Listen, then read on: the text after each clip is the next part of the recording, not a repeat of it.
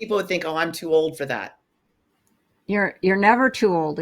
One that comes to mind right now is I was training a woman who was 82. Now, she Mm, didn't come to me because she wanted to be all buff and have a bikini body. What she cared about was her bucket list. She had already mm, been to 5 continents and she wanted to see the other two before she died. But she wanted to go to Australia and she wanted to swim, scuba dive, the Great Barrier Reef at mm. 80. She got certified here in Arizona for scuba diving, so she was good to go.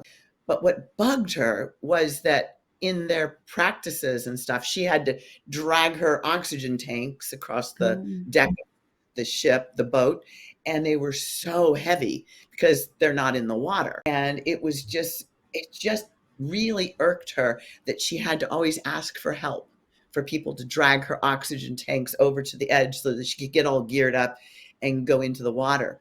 So she said, I want to be able to drag my own oxygen tanks and I want to be able to get in and out of the boat, going up that little rickety ladder that you go up. And so she said, let's do it. And so I designed a training for her so that she would be able to do those things. And she did. And she went to Australia and she got to scuba dive on the Great Barrier Reef. And she came home and she said, okay, Antarctica's next. Let's get going. Because in Antarctica, you have to be able to get in and out of those little launch boats that leave Mm. the ship and go over to the Right. shore.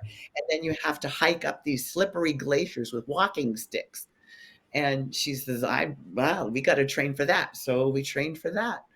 And she went to Antarctica and got to do that. So she's seen all 7 continents, but she was 82.